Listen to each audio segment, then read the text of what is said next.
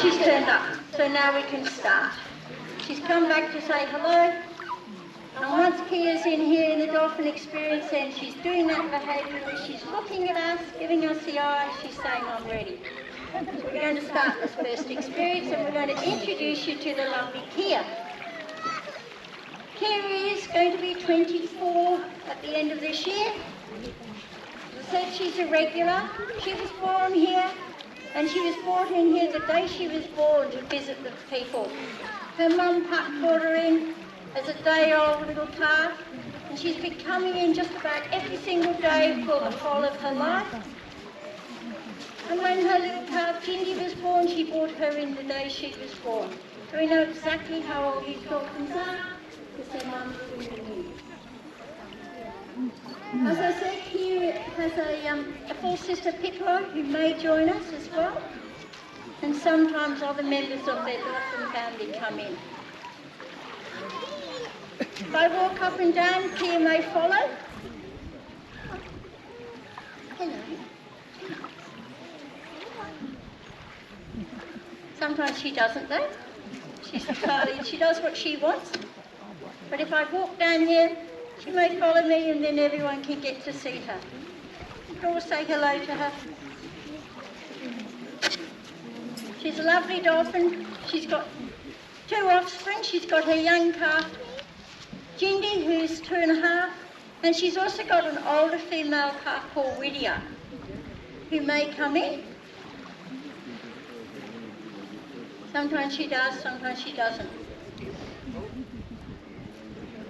So as I said, these dolphins live in this area of Monkey Mia. It's their home range. And dolphins have what we call a range. They're not a stable group like whales or a pod. They come in and go, but their range is a few kilometres to the west and the east and a few kilometres to the north. And they don't generally leave this area. They're not going to go down around to Denham. You won't see them up in Carnarvon. They'll basically be staying here in this area of Monkey Mia. So that's why I said you'll see these dolphins most likely for the duration of your stay. She's an Indo-Pacific bottlenose dolphin, which is the smaller member of the common bottlenose dolphin. She's about 2 metres in length, and she weighs about 100 to 120 kilos. And being 24, she's about middle age, because a dolphin in the wild, female dolphin in the wild, can live up to early to mid-40s. Her mother, Puck, was 42 when she passed away a couple of years ago.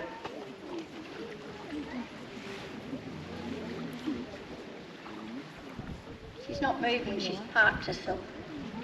And she doesn't always move, sometimes she does. When she's doing that behaviour, she's just looking at people. She's got her eye on you. She knows you're there, she's saying hello.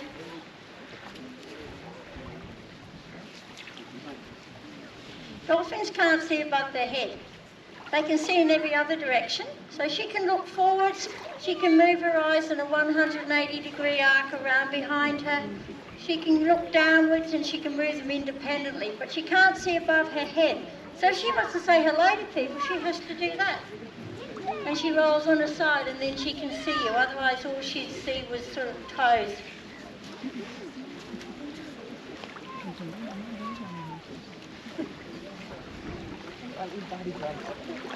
Because of their very good eyesight, makes them very, very efficient, adept fishers and hunters. We've got one of our research team here at the moment, and he's just doing a little bit of filming up here in the water there. We learn a lot from our research team. Monkey Mia has been one of the most researched dolphin areas in the world, second only to United States, Florida. And one of the reasons for that is because it's so easy to research dolphins, because it's nice and shallow. The dolphins don't have to go very far. Oh, she's come up this way. Come on, darling. So, yeah, she's saying hello to everyone. As I said, and we gain so much of our information that we can impart to you from what the researchers tell us.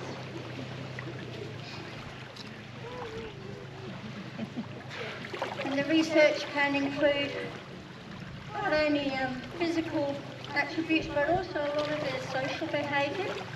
We learn about the social structure of dolphins, how they connect with each other in the wild.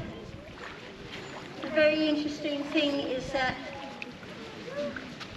in the natural state, male and female dolphins don't hang out together.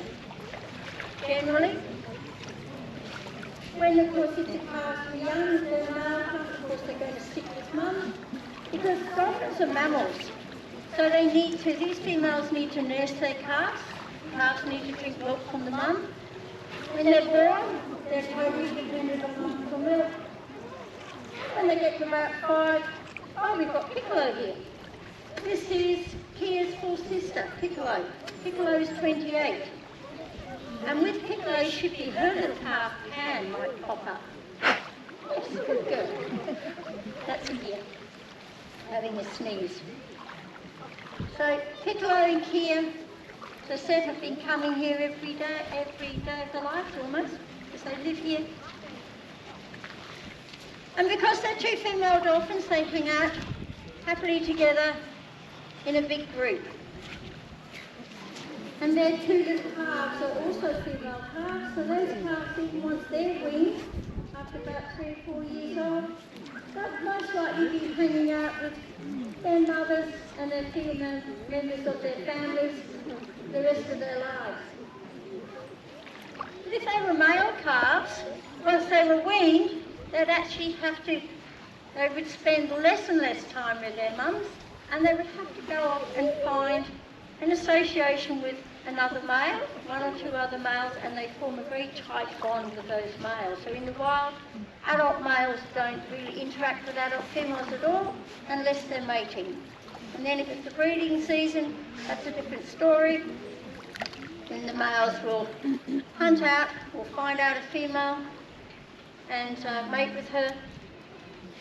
But then after the mating, basically the males go back to their own lives, and it's the females that will then bring up that calf on her own and nurture it. Hello, darling. Isn't she pretty? Isn't she lovely?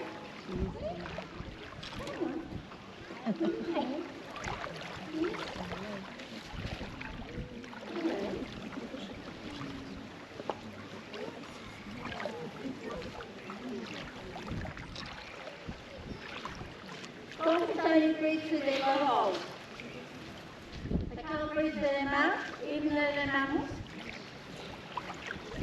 So you can see her when she's above the water like that. You see her closer, you can see there's a valve of skin that covers her blowhole. When she takes a breath, that valve of skin comes across and allows her to breathe. So when she's gliding, she just holds her breath. They can hold their breath for, they generally do it for a few minutes. They can do it if they're in the deep water, they could do it up for 7 minutes. But here in Monkey Mire, because the waters are so shallow, there's no need for them to dive deeply. But generally they don't.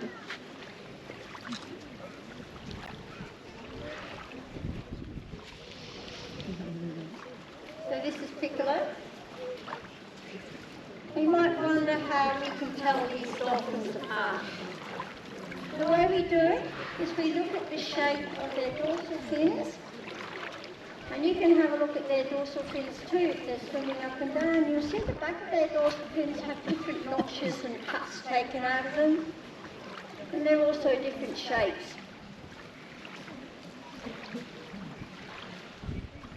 So some of these cuts and scars on the bodies are from interaction with other dolphins. In fact, Piccolo over there, she's got a slightly bent fin. When she was only a young calf, she got rolled by an adult male, bent her fin over a bit. She also bears scars from fishing line entanglement. So she comes closer. This is the one who's coming up to me now. You might see that on the front of the dorsal fin she's got a few white scars. That was when she was entangled in fishing line. That's why we always say to people, if you're fishing anywhere and you see dolphins coming close inshore, reel your line in. Because they can't see the fishing line, and if it gets tangled around, like a fishing line wrapping tightly around our finger, it cuts off the blood supply. So they get some quite bad injuries. Okay, and the other main way we can tell the dolphins is, if you look on the back of their dorsal fins, there's also quite a number of notches taken out of them. And that can also be from incidences with sharks. The sharks are the top predator here in Monkey Mia, the tiger sharks. Piccolo has quite a large C notch taken out of the top of her dorsal fin, and some few cuts further down. And Kia behind has one down on further down in the middle. Yeah, so just move back to your orange markers if you keep this These space dorsal between fins the are groups. made of cartilage. They're like our ears. Together. We have half our ear chopped off. That group. The injury would heal, but You it just need to would move never back grow to back keep the because space cartilage social doesn't distancing. regenerate. So there's a big space there you can So- move into. The dolphins' But not dorsal in the fins front being row, a 'cause these cartilage markers means are that that won't regrow. Yeah, no, that's not 1.5, So that that's dorsal higher. fin is 40, 50 50 centimetres, everyone. So there's That's a big how we space there. learn how to When you're welcome identify to them. join We this just second look at the experience, dorsal there's fins less too. visitors in it. Now she has another incident with a shark. Her fin might change, and then we have to relearn who that fin is. They've also got scars on their bodies as well. Kia's got a big scar just in front of the dorsal fin, about the size of the dinner plate. That was a shark bite when she was 2. The weather and the big... And Piccolo's got some scars as well. Our volunteers are going to be coming down very shortly with the buckets. And these are the 2 dolphins that we can offer a small amount of fish to. So we're very lucky. What we'll do when they come down, we'll get one of the dolphins up this end, and we'll be able to focus on this half of the crowd, and they'll take the other dolphin further down, and we'll be able to focus the other half of the crowd. Not everyone's going to have a chance to feed because there's more people here than fish in the bucket, but that's all right. We do have 2 more experiences, and I can guarantee certainly that there will be only half the number of people at the second than there is at the first. People just disappear after the first, so we do encourage you to come back because the second and third are wonderful experiences, usually a lot quieter, and you never know, we might have other dolphins in as well. But when the volunteers come down, they'll be standing in the water about where I am, and they'll be able to select people at random from the crowd. For those of you that's standing at the back, you'll have an equal opportunity because we always pick from the back as well as the front. And they'll be able to identify you from the clothes that you're wearing. So just make a mental note of the colours of what you put on today. And if you are selected, you can come out with your family and friends and share the experience. The volunteer will introduce you to the dolphin and they'll remind you not to touch it. So we'll just say, yep, we'll just enjoy the dolphin, we won't touch her. The volunteer will hand you a fish by the tail and they'll ask you to lie it flat in the water. You lie it flat in the water because otherwise the dolphin can't see it. Don't dangle it, put it flat in the water, and then when she comes to accept, just let it go. Now Kia here is chirping away, you can hear her talking. She knows that the buckets are coming down fairly soon. She often gets quite excited.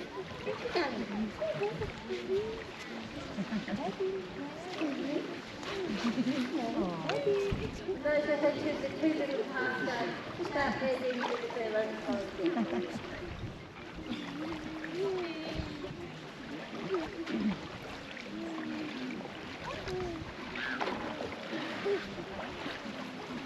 The reason we hand you the fish by the tail is so that when the dolphin accepts the fish, she's going to swallow it head first. There's very good reason for this. I don't know if anyone can think of it. It's because the spines on the fish's back, we don't want to get Dolphin swallows the fish by the head first. Those spines on the fish's back are going to lie down nice and flat. She's not going to get fish spines caught in her throat. So dolphins always swallow their fish head first. And they usually swallow their fish whole. These dolphins have lots of teeth in their mouth, but they don't use them for chewing. They might use them for biting, either other dolphins. And in the past they used them for biting people.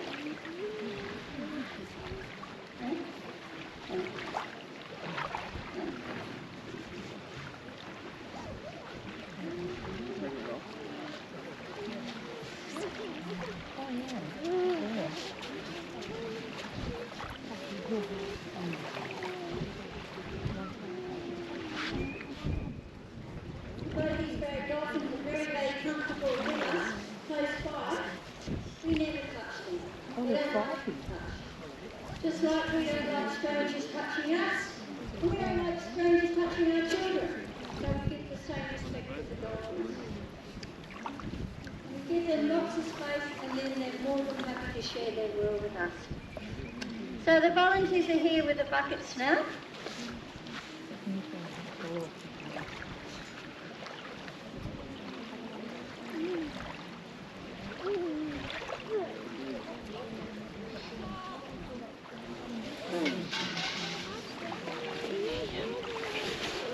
As I said, they will pick at random throughout the crowd. There's lots of people here today, so take it easy on our volunteers. Best thing to do, just put a big smile on your face.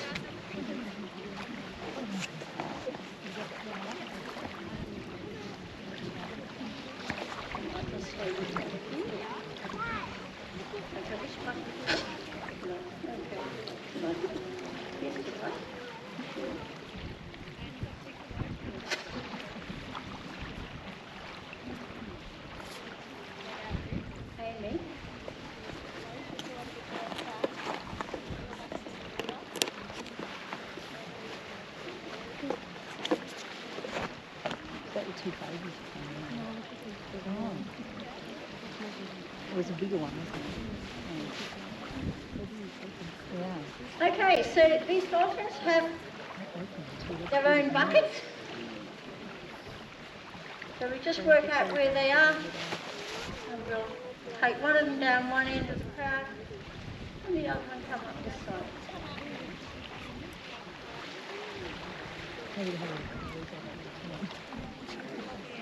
And in each bucket is a very regulated weighed amount of fish. We only give them a very small amount per feed, less than 10% of what they're going to catch naturally in the wild. There's a very good reason for that, is that this keeps them wild. They don't become dependent on what we feed them, we just give them a very small snack. It's just like a thank you for coming in. But they are actually forced to go and hunt and forage for 90% of their daily requirements. We've got 3 fish in each bucket, so 6 lucky people, or groups of people. As I said, our volunteers will pick from the back as well as the front rows. Okay, so when you're ready to go, you can select their first helper.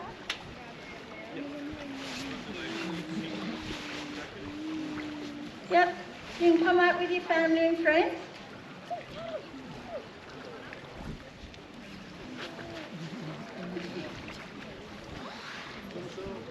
You might want to leave your songs behind, just so they don't float away.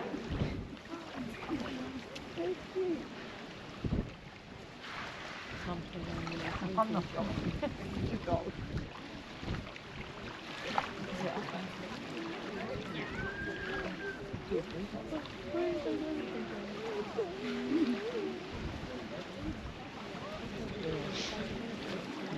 Lay it in the water.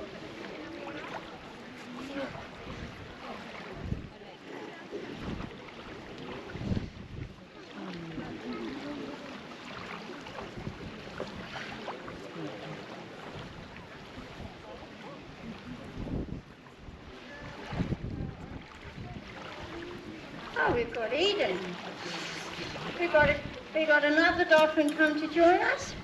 Amy might try and offer this one a fish as well. Oh, we've got more dolphins coming in.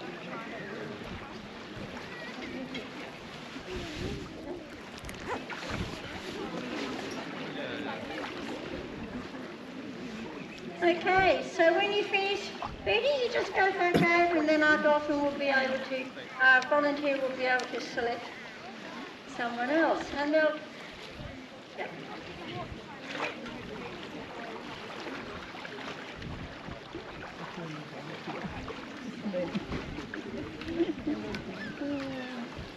So cute. And then select somebody. Okay. Yep. Man with the black beanie on the back.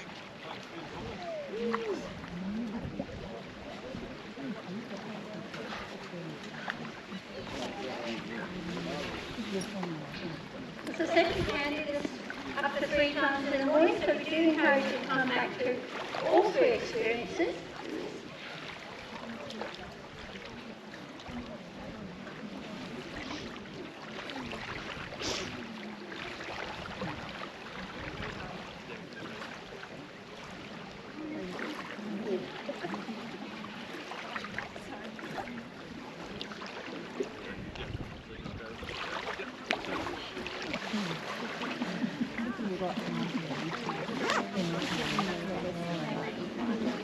Put the fish in the water so she can see it.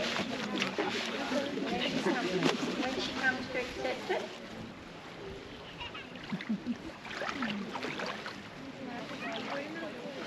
Just walk out a little bit deeper so she can see it.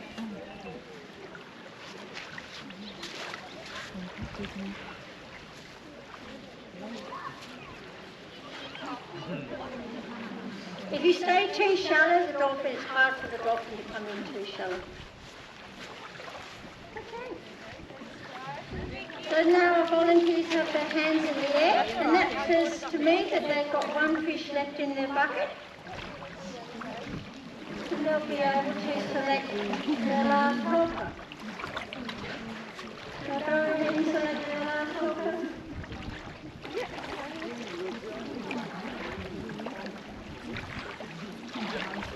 Yeah.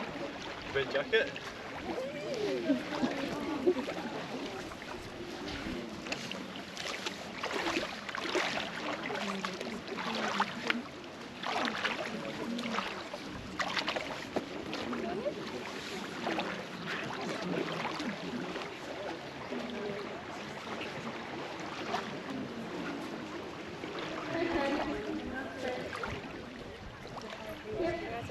Stand together for a photo.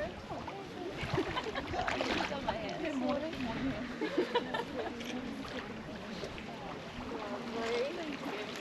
That's alright. She's in the photo. Once the last fish has been Okay, 3, 2. fed, our volunteers are going to reach their buckets together. And that's just an indication across the dolphins that there's no fish there. And as you can see, Now she's right here. She's too close. Alright, I think we might get one. Hopefully. They'll be in the big blue grey building in about an hour's time. Thanks so much. at least 10 minutes break. That's been the next experience. The first Dolphin Experience. As the dolphins come back after 10 minutes, we will be able to conduct the second experience. What we ask everyone to do now is to just exit this. Avoid that single-use disposable coffee cup. After the experience ends, go over to the bin lid and look in, and you'll notice half that bin's full of coffee cups. And they're just going to landfill in Shark Bay. We're a World Heritage listed area, so we want to look after the land as much as we can. And you can do so by just reducing that plastic. So just remember, try and avoid those single-use coffee cups or takeaway containers. If you don't have your own kit, comfortable, you don't have your own customer, we sell some in the booking opposite shop, that big brown building. So you're welcome to come purchase one as a souvenir. And then of course that helps you look after the animals and wildlife. And another super simple way is by just avoiding those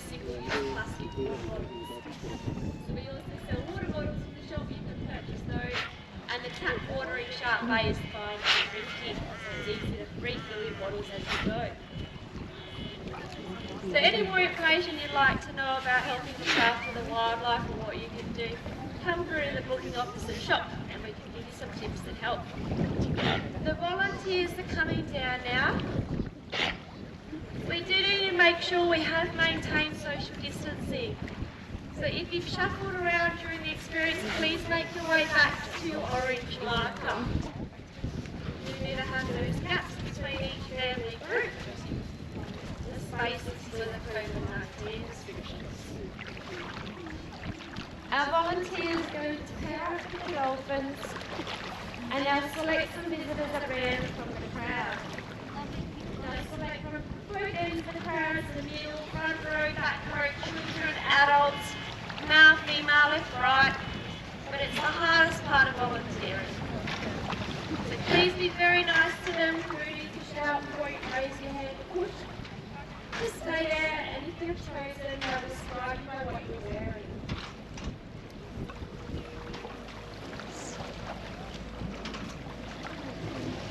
Just trying to pair up with the dolphins.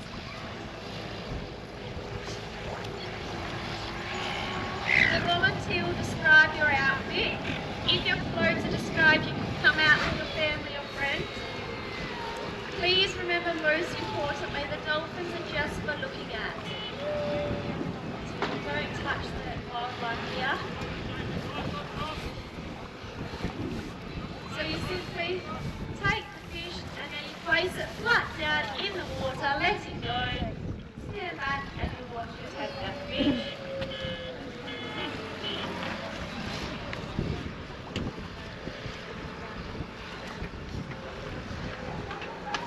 Okay, so stay where you are. The volunteers are welcome to go and get the start. Just try to help us.